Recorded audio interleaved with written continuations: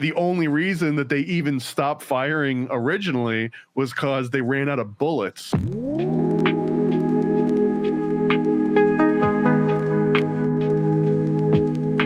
the docks, yeah, under the docks. Buried deep, but we're breaking the locks. Footage got clipped, they erased all the shots. Stay connected dots. Under the docks, under the docks, yeah, under the docks. Yeah, under the docks.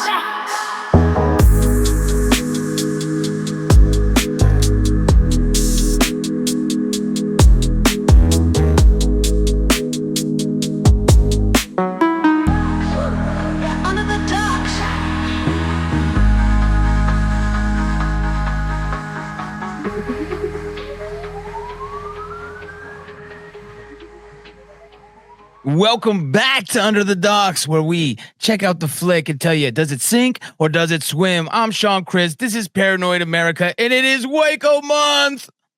And we're kicking off Waco month with a double feature, which is going to be Waco the Big Lie from 1993, and then Waco 2 The Big Lie Continues, as it always does, and that one's from 1994. Both of these documentaries are from Linda Thompson, and she's got a wild Wikipedia page, FYI.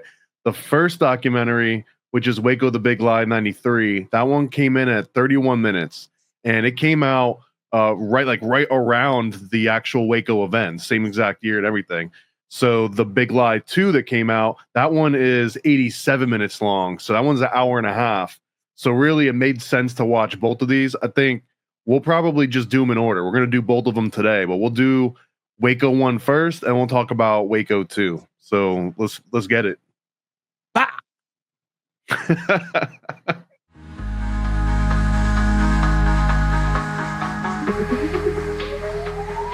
Plotting the course is actually pretty easy for the first documentary.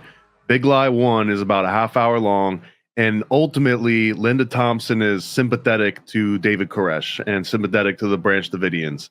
So we definitely get a completely different aspect than whatever the mainstream version of this would be. So the premise that she goes through is, here's what you probably have heard about David Koresh and the Branch Davidians and Waco and ATF and FBI. Here's what you've heard about all that stuff, but here's the truth behind all that. So we're kind of going back to our roots with some conspiracy breakdown, right?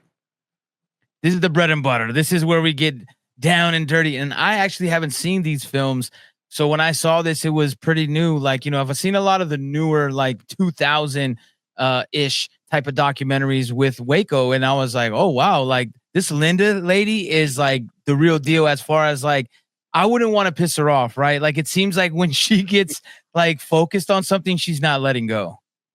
Well, spoiler alert, she OD'd on painkillers, no longer with us. You don't have to worry too much about it anymore. Like I said, her Wikipedia page is a wild ride. But I'm actually curious, going into Waco month here, what is your just off the, like, before you saw any of these documentaries, what was your impression of David Koresh and Waco? Off the cuff, I would say that basically he's kind of a weird guy that like is in a like kind of a cultish leader, like, and I still feel that they overstepped their bounds. Like I've already been on that like for a long time of like, yeah, the ATF and the federal government stepped way out of bounds on this one before, but I didn't have a great image of David Koresh.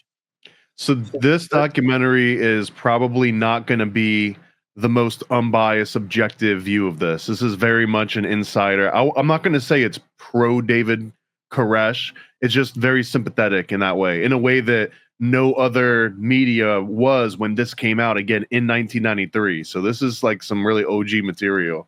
So some of the basic claims of this movie are that the accusations of adultery and abuse and worse things that you can't say on most platforms, that all of those things were basically inflated by the media and then adopted by the government because it helped their case to paint David Koresh and the Branch Davidians as just absolute nutty weirdos, and that they were in like weird sex cult stuff and maybe a bunch of just bumpkins out in the middle of nowhere, when in reality they had like people there with PhDs. They had people that had flown from UK, flown from Australia, all over the world, and we'll actually figure out more why those people did that in the second version of this episode.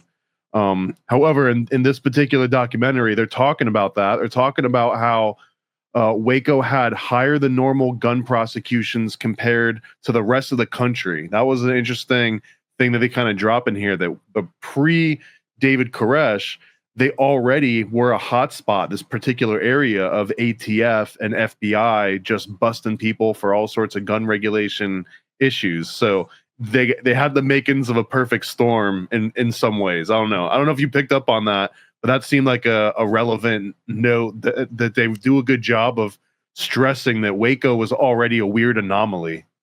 And they also, the timing, right? Like it was Bill Clinton first getting into office, after Ruby Ridge about a year ago before this. So, and then what, a couple years before Oklahoma City. So it's like in this weird time period, and it's like almost like it was handpicked, right? Like you said, there was statistics to back up like the gun violence and gun arrest and how many registered guns, like all these things to where it could loop out. And then you have this like charismatic character that's like, yeah, I'm Jesus Christ, bro. Like, you know what I mean? I'm Jesus Christ. You didn't know that? And then people are following him.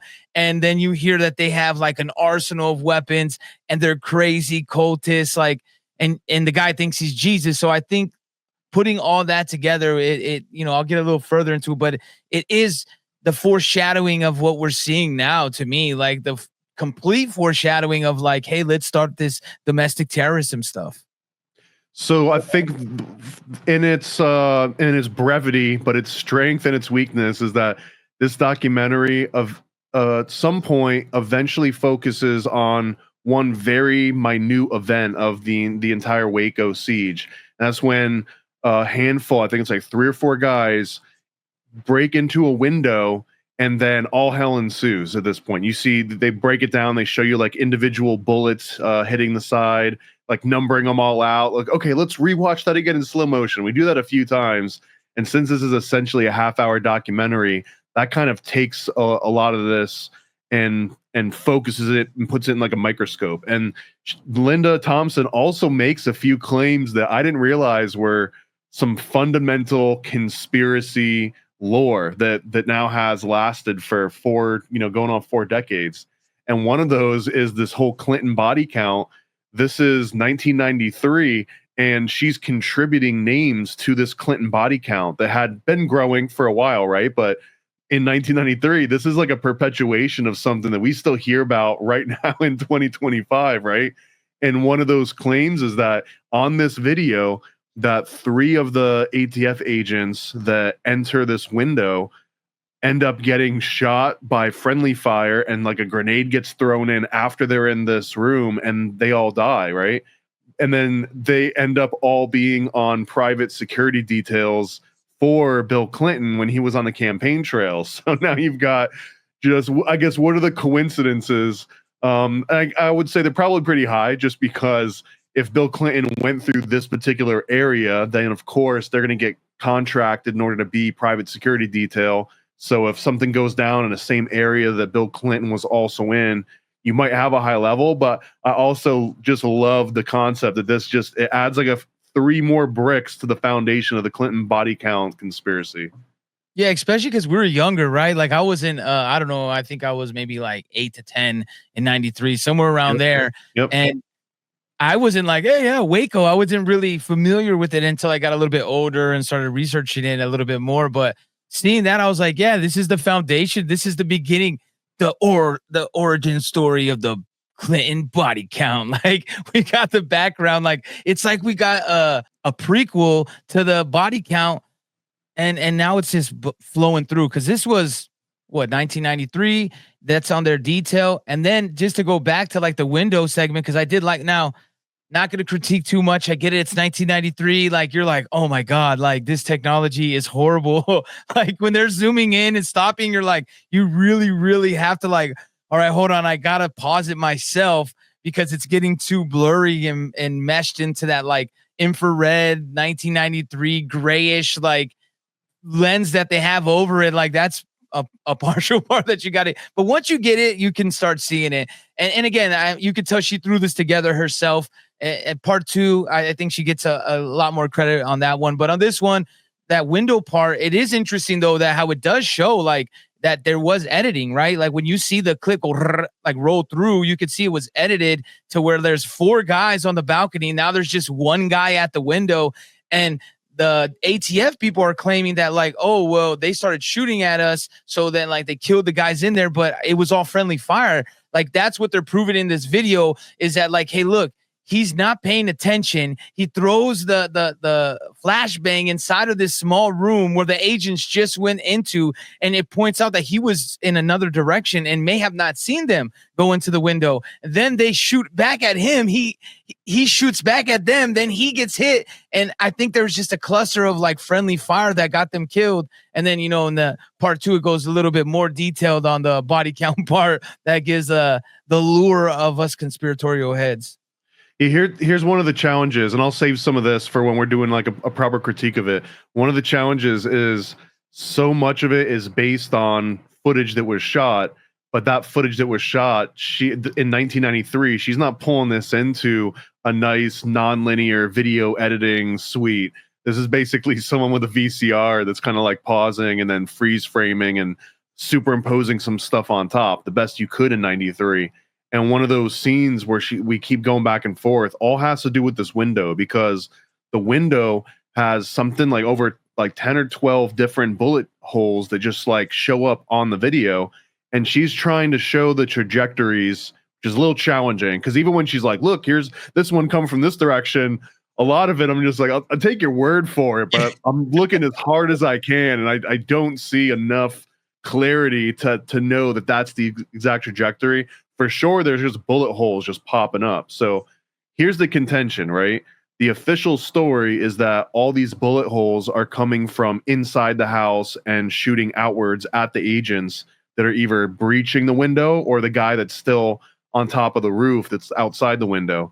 When this documentary by Lena Thompson, this is trying to show that no, a majority of these bullets are all going from the outside in, and a lot of them are coming from a helicopter overhead, which she claims has mounted guns, and trying to show you that like as soon as these agents went into the window, they're getting even if someone was inside shooting back out, they're getting shot from both sides at this point. There's no way that there's not a whole lot of friendly fire and like crossfire happening. So that's kind of where this entire video hinges, and it's trying to this feels like she thought she had a smoking gun. She thought she had red-handed evidence proof, and if I just release this, everyone will kind of know. And I don't necessarily think that it's 100% that, but this is one person's half-hour breakdown of, here's just an example, and I'll give you the more relevant bullet points here.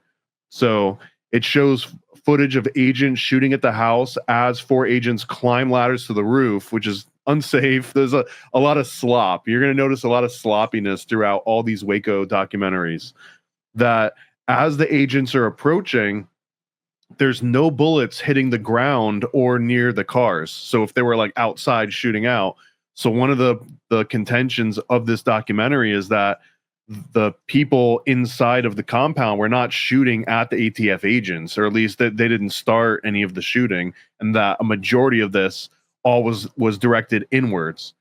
That one of the agents on a ladder accidentally shoots himself. You actually show this. Accidentally shoots himself with his 9mm sidearm, and like has to fall back down the ladder and get back out to safety. But like, there's a very much, I'm hearing Benny Hill and like Keystone Cop kind of comedy music as this is all happening. We talked about these 3 agents that go into the room and never come back out, and they've been on the Clinton body count. I thought that was just an interesting anomaly. And then there's this quote, right? So I do want to mention that I tried doing research on these 3 guys. Like, were they actual security detail for the Clinton, or it was just like a random? Because if you put this in the ChatGPT or Google or anything conventional, they all say it's just unfounded conspiracy. So I do just want to say, for the record, I did some research and I found an actual quote from Bill Clinton himself. And this is the quote from Bill Clinton. Todd McKeon and Conway LeBleu of New Orleans, Steve Willis of Houston, and Robert Williams from my hometown of Little Rock, 3 of those 4 were assigned to my security during the course of the primary or general election. So he and three of those names are the guys that died allegedly in the room that we see on the footage here. So this kind of all hyper focuses on that. So the reality is that yes, they did do the security detail. So that part's not unfounded. If you do just a precursory search of that, you'll see things like that's been debunked. That was never true. This is Bill Clinton admitting that it was true.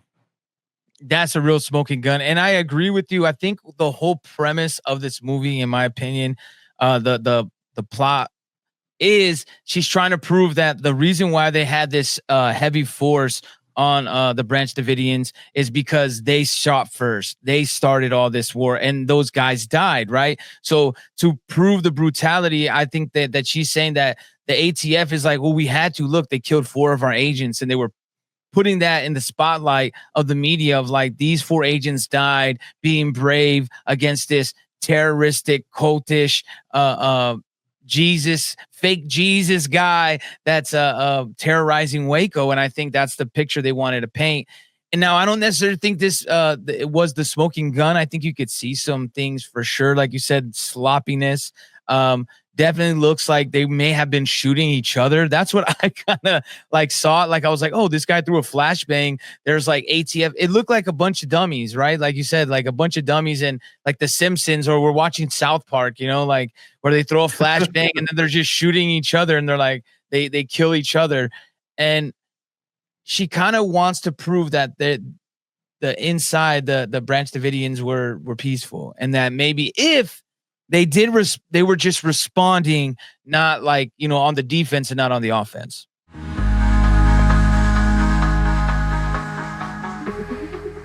All right, so speaking of, what are your hidden treasures of this movie? What are the best parts of it?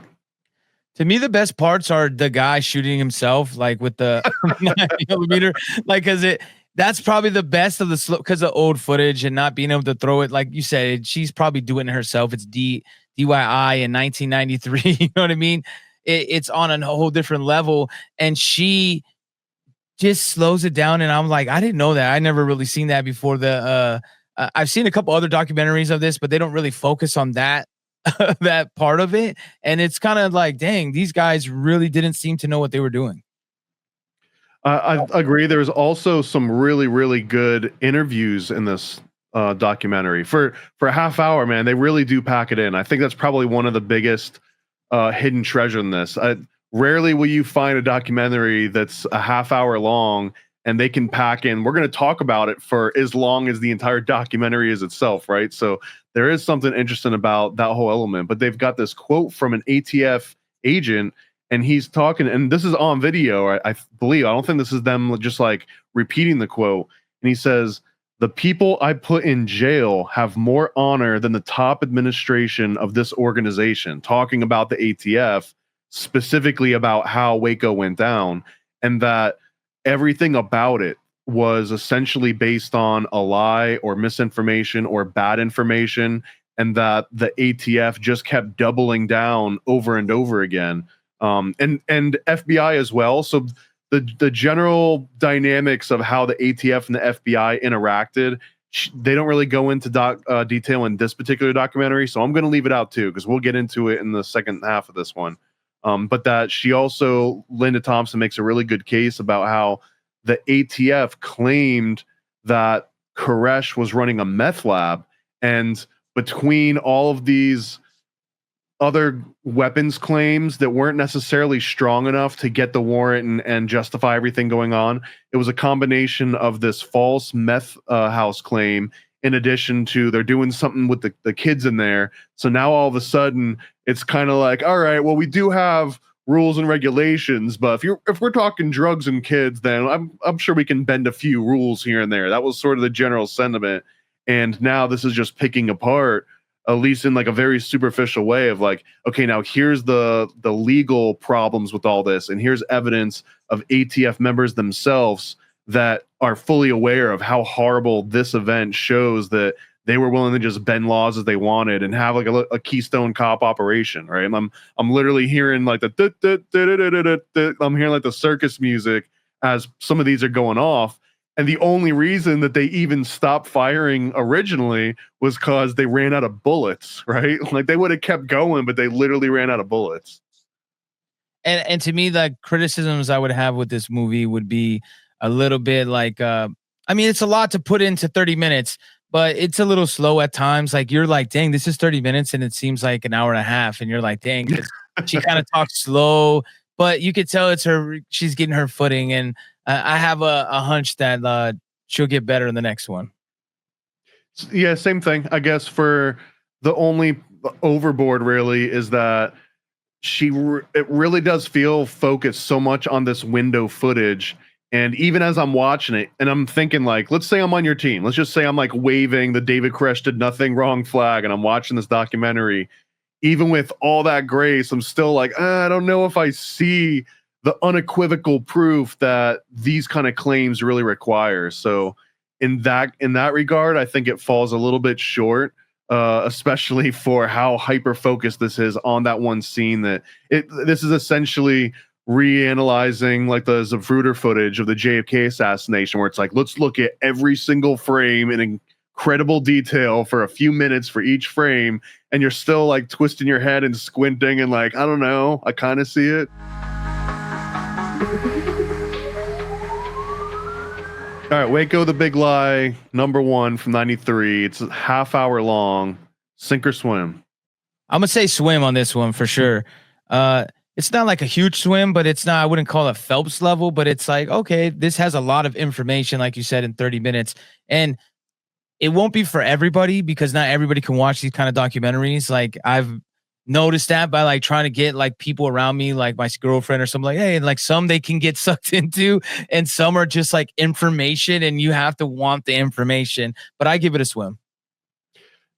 This might come as a surprise, man, but I fully give this a swim, 100%. Even with all the shortcomings, the relative to how long it is and how much information is covered and how much of that is new information that actually checks out when you look it up. Like all of those things are exactly what I look for in a documentary. And especially if we're going to talk about the subgenre of 80s, 90s, early 90s conspiracy theory documentaries, this one is one, if you haven't seen it, you absolutely have to see it. And it's not an endorsement of the editing skills or the skills in actually crafting a good like commercial documentary, but you want to have your mind blown and just completely change your worldview in a half hour. This is one of those documentaries I think that can do that.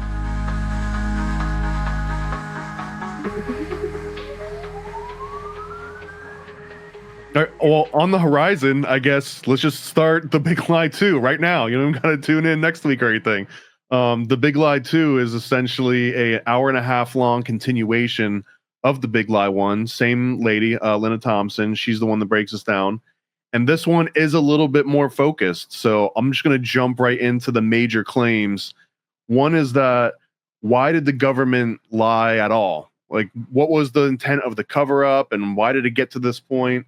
And the claim that Linda makes through this documentary is because kids died. Essentially, once kids die in a conflict, it's a PR nightmare and it just sticks and people are going to feel a certain way about it. So in order to push this narrative, the true fact, according to Waco 2, was that the government caused all these kids to die through crushing them, through suffocation, through just the building catching on fire and burning.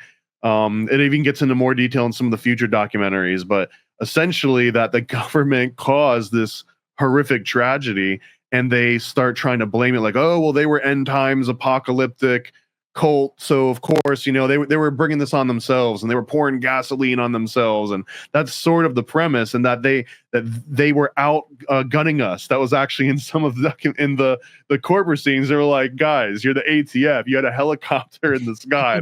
They didn't outgun you. And they even have ATF agents that are like, yeah, we weren't outgunned, I mean, we're the ATF. But in the actual public sphere, where people at home are reading and watching these congressional hearings, that's the part that they're hearing. They're hearing the lie part. And that's the reason, was because it went so bad and so many kids and women and old people died here that the government had no other option other than to just completely make this about these like horrific things that the cult was doing. And they wanted to emphasize that like the only reason we're trying to break in there is to save them is because they're so crazy that they will kill themselves, right? They were putting that narrative out there. This is a cult. They don't understand. They're following David Koresh, and they whatever he says goes. And they were like, he's dying, so he's gonna kill all of them. So they kind of like leaned on that heavily in the media, and people bought it up because the official narrative was like, hey, we're trying to get these guys out of here. They're escalating it. The whole point was that they were covering up their mistakes. And I think because of Ruby Ridge happening before this, and they kind of mentioned that a little bit, is why they were like on their toes, right? Because they're like, oh, dang, not again. Like, uh-oh, we were just like in this mess and PR nightmare. We got to figure it out. This is just them hitting the like continue button, like replay stage 1-1. Like they're just like, okay, here we go again. So there are some very specific claims made in this documentary that I didn't prove or disprove any of these. I just didn't have the capacity to be able to definitively know whether some of these claims are true, because they make a really good point that once Carmel, Mount Carmel burns down, right? Once the compound that the Davidians are living in burns down, that's it. Like no one cares anymore. They move on to the next story. And this becomes like a weird relic that people don't really talk about, and they just easily accept the official narrative. So some of those things that got buried in time that she's pointing out in 1994, almost like she realizes this is the stuff that's going to be swept under the carpet. So one of those is that in the footage that we see in this documentary, there's a kid outside of the compound right before the ATF just starts like wildly firing at the side of it. And then the kid kind of disappears. And she claims that was Cyrus Koresh, the 8-year-old son of David Koresh. And this is a big deal because Koresh itself means Cyrus. So he named, like, this is the kid that he names after himself, this is an 8-year-old kid. And he probably got taken out according to this documentary. And you see agents kind of like whisking this small little body off of the scene. So that's one of these big claims, is that even the photos and the footage that got released to the public don't show this kid being there. And that when she compared the negatives of the video to the video that actually got published, that the negative was unaltered. So clearly someone went in and doctored footage to make sure that they didn't show the son of David Koresh getting taken out early on in this. And that was because it would have caused obvious uproar against the ATF's actions. So this is one of the many different things that got kind of swept under the rug. Another one was children being fired down on by helicopters. They claim that there was no fire and the no mounted guns in the helicopters, that they had some of the kids that survived this draw pictures for psychiatrists. And in these pictures that the kids from the compound were drawing, they were drawing bullet holes in the ceiling, showing that there was bullet holes coming from the ceiling, which is something, again, that the ATF like vehemently still denies about all this. They talk about how showing Janet Reno lying and saying that Koresh wouldn't send in footage of the kids, when in reality, they did send in footage. They gave them a camera that the different Davidians passed around, and it was like, hey, here's me and my family. We're from, this country, and here's my kids, and hey, kids, say hi. And it was like a very casual, non-alarmist, non-weird, and that they realized if they show that to the public, then the public's going to be like, oh, these people are like me and you. This is Joe Everyman. I don't want anything bad to happen to them. So they actually intentionally decided to not show that to the public, while at the same time claiming that they refused to show any sort of footage of people inside, which was like, this guy won't even let them talk to the outside. Are they even alive? Who knows, right? That was kind of the vibe. And they also had that other one where they're like, well, they won't send anybody outside, but they're like, if you send anybody outside, we'll shoot you. Like, so it was like all these little lies of where you couldn't really do anything about it, but it was public perception. They were trying to mold the masses into like, hey, ATF good, David Koresh bad. In the simplest terms, they were really trying to do anything and everything not to give him any validity, to being like, hey, maybe they are like kind of going overboard.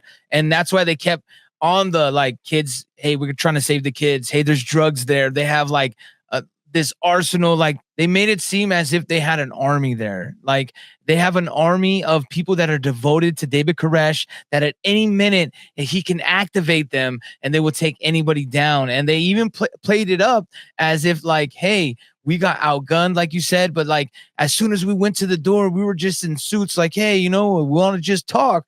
And then they just started boom, boom, boom, firing. And then what could we do? We take cover. We're trying to, and they even show like an instance, like it doesn't show it, but you could kind of hear. And it's like you said, it's a lot of these claims you can't really prove because I wasn't there. And it's like, I can get a couple people that might like say, yeah, that did happen. And then two other go, no, that didn't. But they claim that they killed the dog.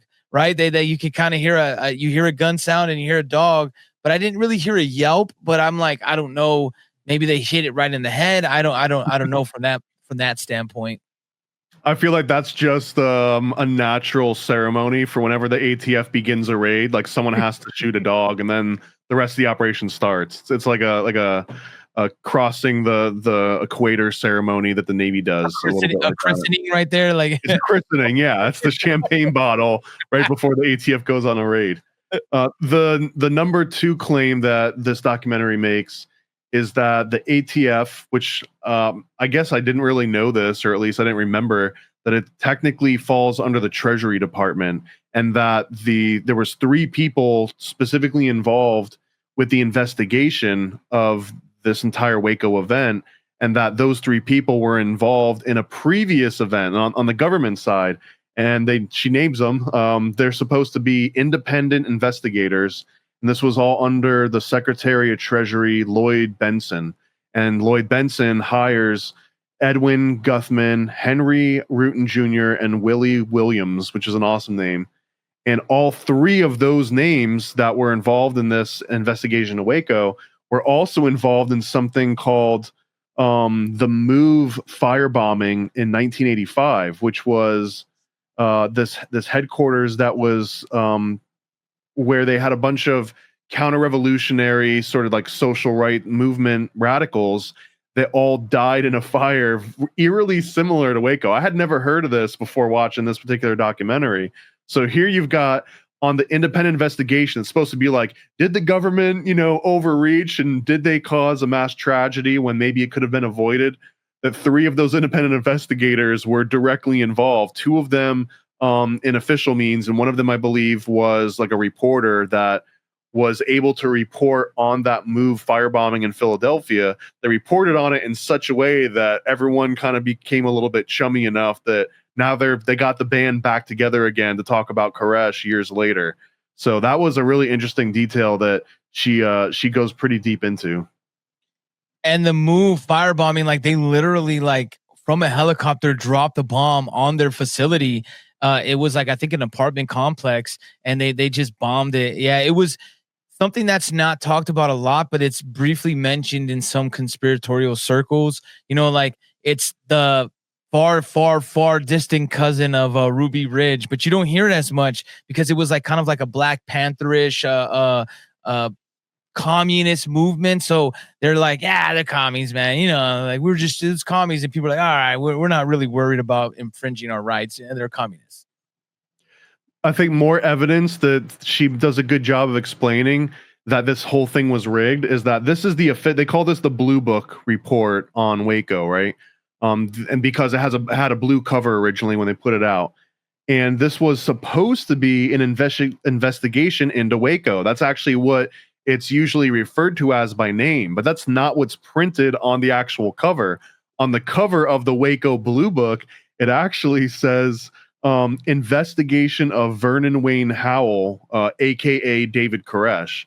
So the investigation's not as much about Waco and the compound and the people within it, and it entirely focuses just on David Koresh himself, which I did think was like, that is kind of interesting. Like, why is this entire investigation just about one person, the guy leading this entire compound, and not on all the people that died? Like, he was just one of many people that died here, right?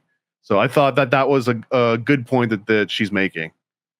I also thought, like, I not to get too much into it, but like one thing that's influential about this film is that this was played at Timothy McVeigh's trial. Like this film is that impactful that this built this case of something totally different. So she did a very thorough job of painting a picture of what happened.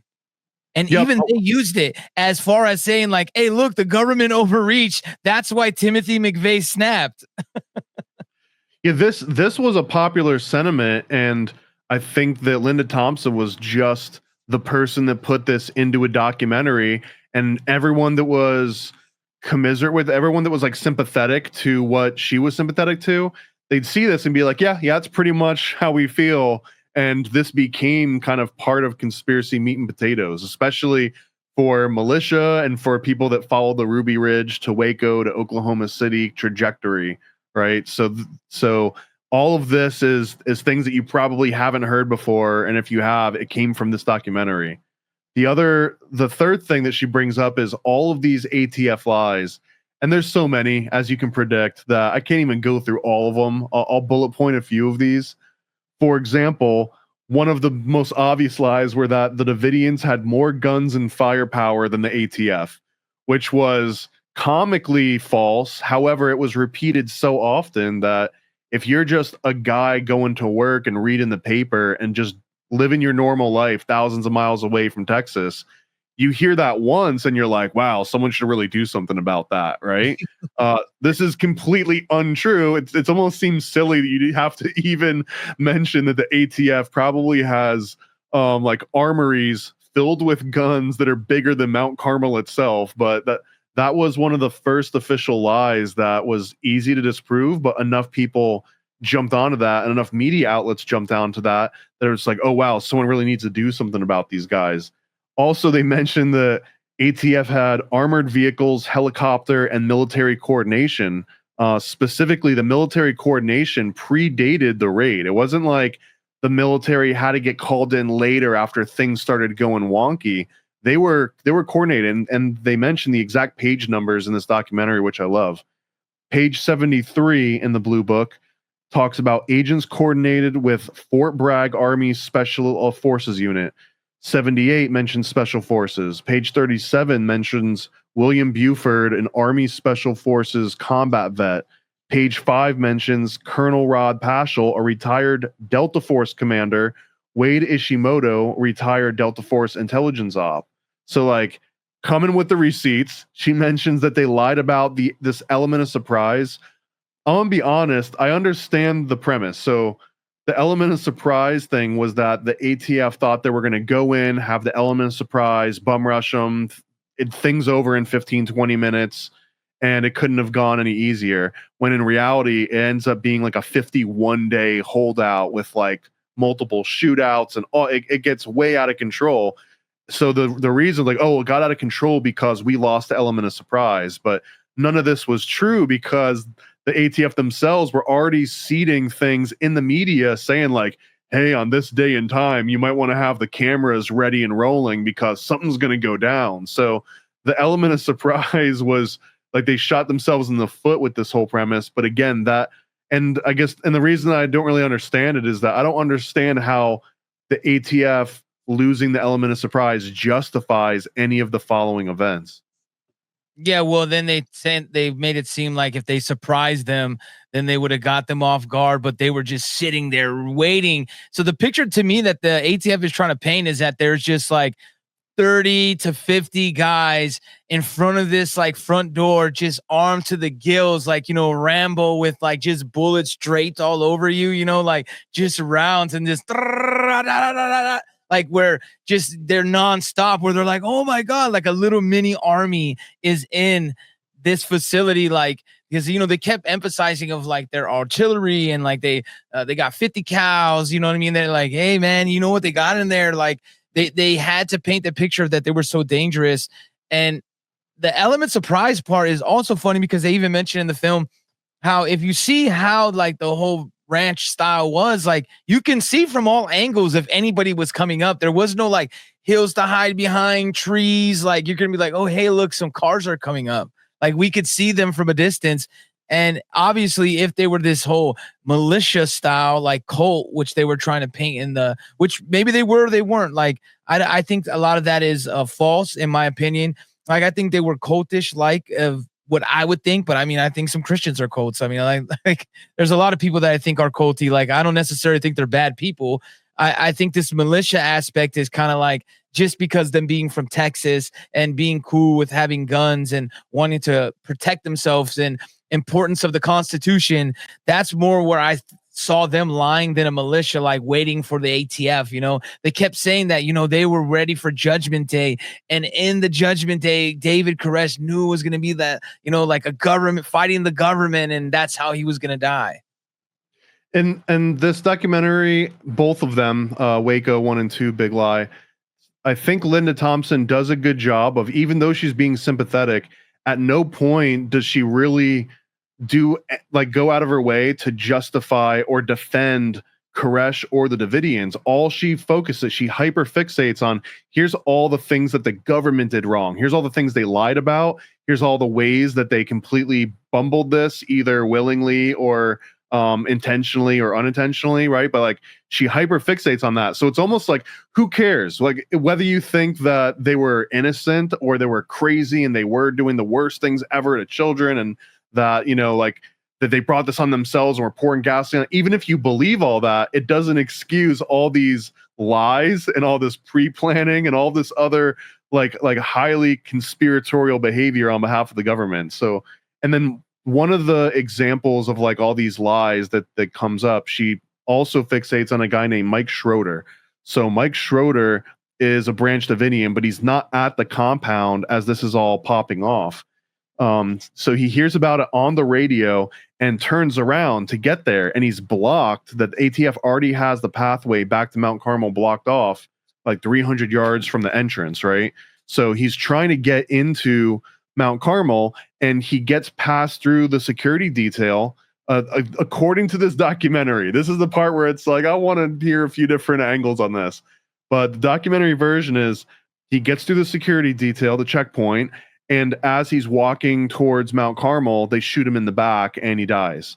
And they're basically 7 times in the back, by the way. And that when he was shot, he wasn't even on Mount Carmel property yet, because he was making his way towards that.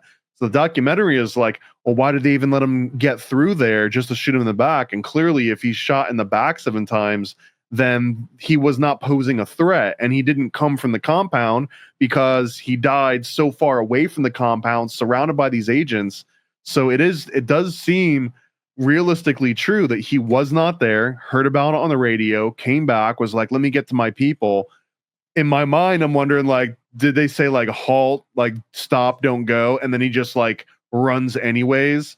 And then again, in like this chaos and the Keystone Cop nature of everything, I could see them just being like, just shoot him in the back 7 times. Like, we don't have to worry about anyone knowing about this. Like, we've got this locked down. The military trained us on this.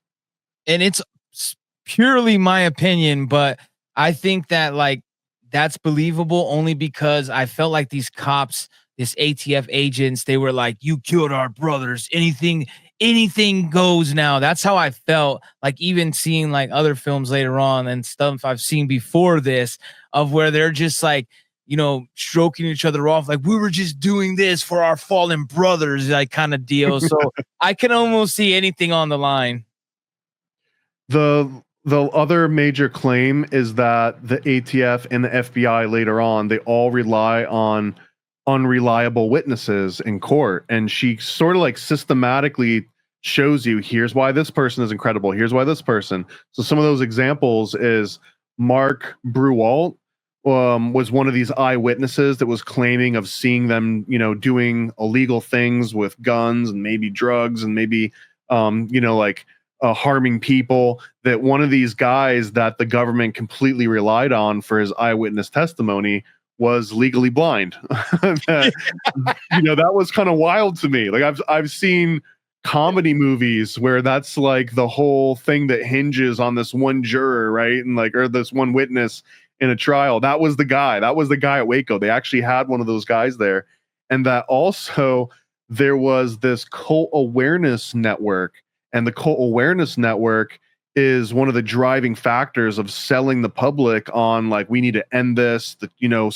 This is the premise of the Simpsons character, the preacher's wife, It's like, won't somebody think of the children, right? This is the Cult Awareness Network. And that the Cult Awareness Network, that I learned according to this documentary, was just a subsidiary of the ADL. They were essentially funded by the Anti-Defamation League, so therefore became this like highly political mouthpiece, but that did a great job of putting like a mom or a grandma up there on the screen so that you're like, oh, they're just trying to save people from cults, when in reality it was a completely different like politicized angle. So I thought that was really interesting, the way that they kind of show, and this is what the entire case was built on, was the claims of these very unreliable witnesses. Yeah, the blind person was I totally forgot about that until you reminded me right now. Because I laughed when I heard that too. Because I'm like, you couldn't make a better meme. Like, if you set this up, like, I'm like, no way, man. This it's just so Simpsonish. I don't think you can even get any better than that. That's exactly what it is. This cartoon, like, beginning of psyops, right? We're like, oh, well, now we have media everywhere. Maybe we're not that good at psyops. Like, you could see like the beginning stages, the stuff that worked in the 60s and 70s and 50s, when you didn't have cams everywhere and media and people talking about it. Like, it was a lot easier. And I felt like they were like not on their A game on the psychological operations. Hidden treasures and overboard moments for Waco 2, The Big Lie Continues. What are your hidden treasures? One of my favorite parts of this whole film is like, well, first I'll go with, I loved how she was bringing up a ton of penal codes and like actually showing the law of like, hey, this is actually illegal for you to do this. And the government actually using military on citizens. And she kind of went back and forth and even explained like where they kind of can do this, but they can't do that.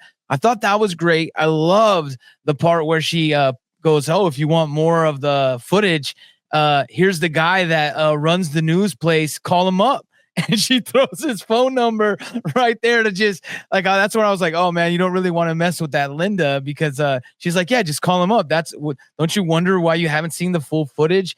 And the last real big hidden treasure for me was when she starts explaining that immediately a week after the Waco incident, that NBC plays like a live action, or I don't think you call that right, an interpretation of what happened at Waco, and they immediately make David Koresh this crazy like cultish leader, and like the way the ATF agents as heroes just trying to save America. And I thought that was interesting because I was too young to know that, and her putting that in there, I'm like, oh yeah, dang, wow, they were immediately trying to, they're like, yeah, we messed up, guys.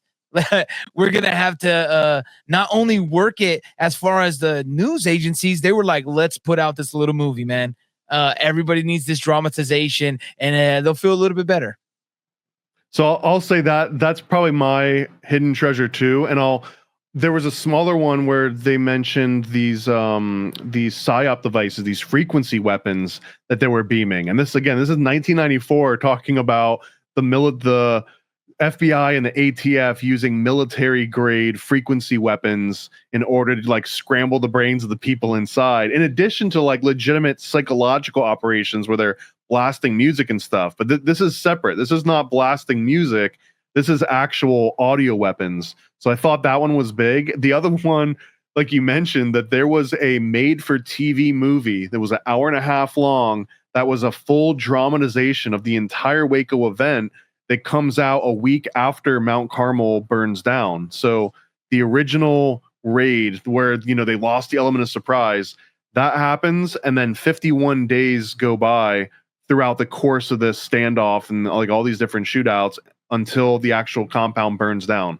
So within 51 days, they had fully produced with legitimate actors, lighting, all that. And like you were saying earlier about like the guys with the bandoliers of bullets, like Rambo style, I went and watched this entire this hour and a half long dramatization. I watched it. It was on YouTube. You can find it.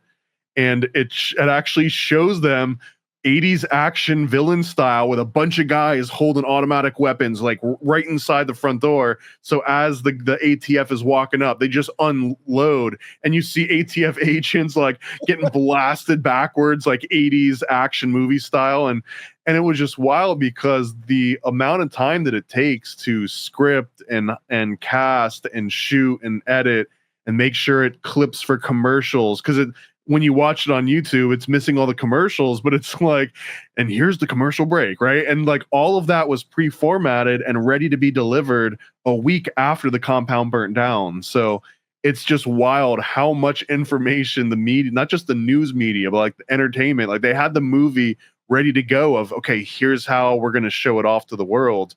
And it just worked, I guess. In the 1990s, everyone just kind of took whatever the TV movie version was. And in 1993, like you said, you couldn't just assemble. You had to actually have a whole crew. It wasn't like we had iPhones and little cameras in our pockets. No, this was actual, hey, put them on set. So they do paint a lot. That's one of, like, I'd say more of the hidden treasures as well, is that they kind of have this dig of like, hey, they were planning this. Like this, it was a psychological operation. And from having all this other knowledge that we know now, because we have, the decades after this has happened, but rewatching this and you're like, oh, this was the beginning stages of these psyops, because you can see what they were testing on them. And it sounded like they planned it all out. You just have a movie ready to go. You just have like these press releases, like, and things that would take so much time that they already had shifted the narrative. Even when they were talking about the raid, they were talking about doing the raid forever. And like how you were talking about how they were training with Delta Force and stuff of that nature. And I also, one of the big details that we'll get into in following documentaries this month, but was about how the building burnt down, and that, was it planned? Did they burn it down on purpose? Was it a misfire from some of the tear gas they were trying to inject in close quarters? Did that get ignited? Did the Branch Davidians themselves set a fire so that they could bring on the self-fulfilling prophecy? All that.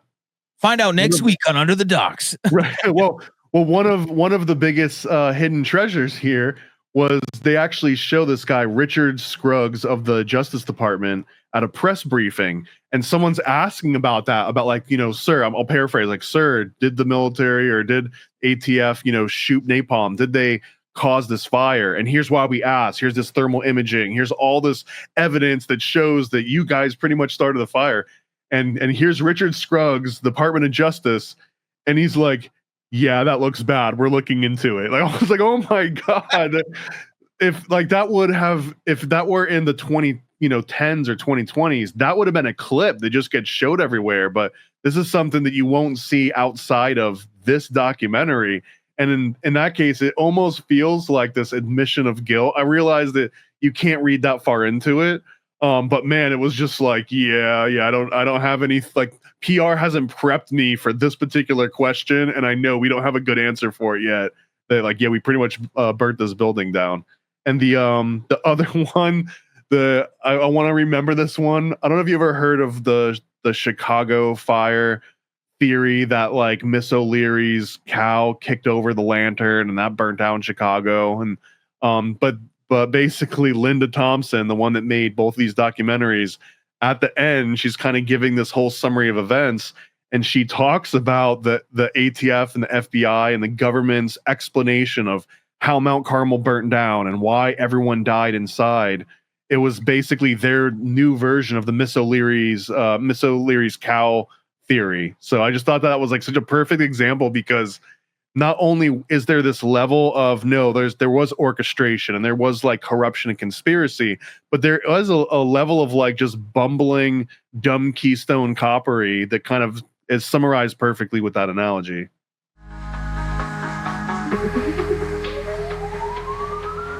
It's that time, sink or swim. Swim all the way. This is a classic. This is now in the classic vault. This is like, we got to have some kind of like golden swim or something that like puts you in the elite level of the loose changes and the zeitgeist. I don't know, zeitgeist. I don't know. I'm not gonna put that over there. Let me backtrack on that. But this film really puts it together, because there's so much good evidence. There's so like, if you watch the first one, you might go away like, man, I wish there was more. And then you get this as the second punch. I loved it because it almost seemed like out of spite. Like she was like, oh, you didn't believe me on the first one? Let me go a little thorough, because now I have time. And now more evidence has come to light. She has more footage. It's just, to me, a great job. And even at the end, because I watched it on YouTube, it really gave me the nostalgic feel where it showed the tape, like the end of a VHS tape, where you just see static and like it's like the role is ending. That just was the sugar on top of this like great masterpiece. I'll say this is definitely a Michael Phelps for me or something. It's got like a vaporwave feel to it a little bit, like that retro feel. Yeah. Yeah, same here, man. The first half hour, part one was a swim, and this one delivers. It doubles down. It goes into all the extra detail that you were probably hoping for in part one. It gets into a lot of that, and I want to say that with a caveat of warts and all. Like there are some deficiencies in this. There are some things where I realized that Linda was like, "Here's the evidence. Here's the proof. It's it's undeniable." And I'm watching it. I'm just like, I'm on your side. I think I'm on your side, but I don't see this like smoking gun, red-handed stuff. At least for 100% of the claims she makes. If you go into this with an open mind and you start out with like, I don't know, maybe Koresh and those Waco idiots deserved what came to them. I think by the time you finish watching this, you should at least come away with like, it's irrelevant whether or not, or like what happened to those people, but what the government did was highly irregular and illegal and a gross injustice of power, but it doesn't really matter because it's not like they have to follow these laws, right? You can't bring the entire government, the entire ATF and FBI into a courtroom and like find them guilty of something. That's not how it works anymore. But this shows you almost like that when we saw Police State from Alex Jones, like pre 9/11, where it's like, my friend, you've got no idea how bad it's actually about to get. Like the things you're complaining about are prophetic, but at the time it seems just like wackadoo claims of like someone on the street corner talking about the apocalypse, right? Like they almost, like you being sympathetic to Waco makes you seem like you're in a cult. And I think that this is a great job of being like, all right, again, who cares if I'm in the cult or not? Here's what the government did. Isn't that messed up?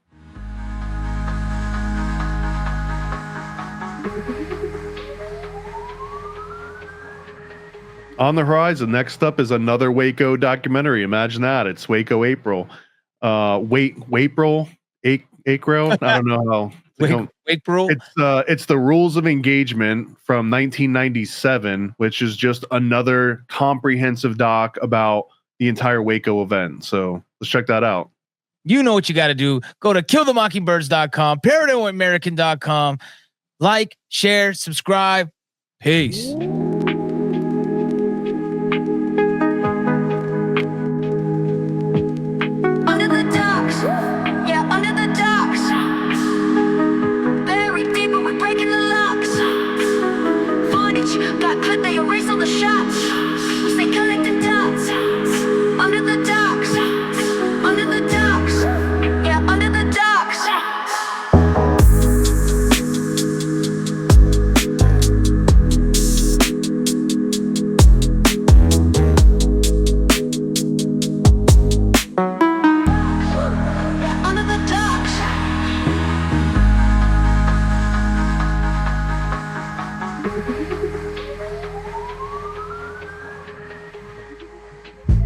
Ready for a cosmic conspiracy about Stanley Kubrick, moon landings, and the CIA?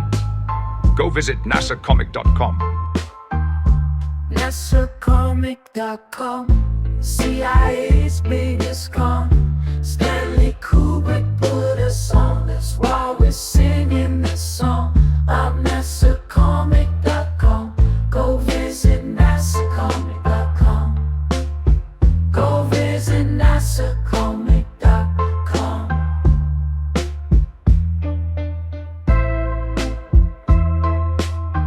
Yeah, go visit nasacomic.com. Oh, nasacomic.com, CIA's biggest con. Stanley Kubrick put us on, that's why we're singing this song. I'm nasacomic.com. Go visit nasacomic.com. Go visit nasacomic.com.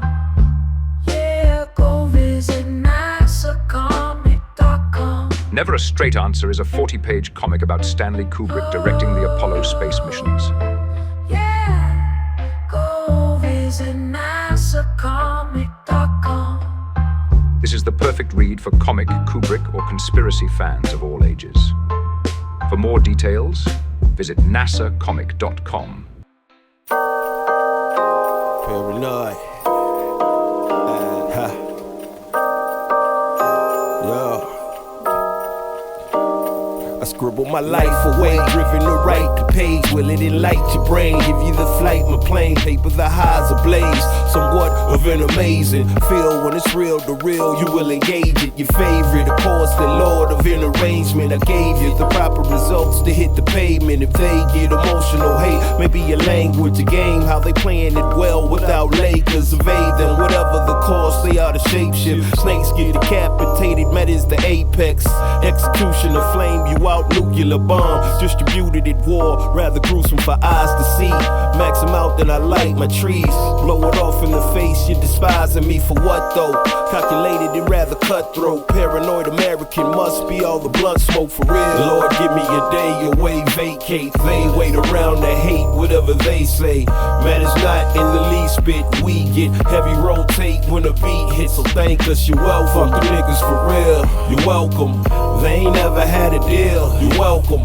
Man, they lacking appeal, you're welcome. Yet they doing it still, you're welcome.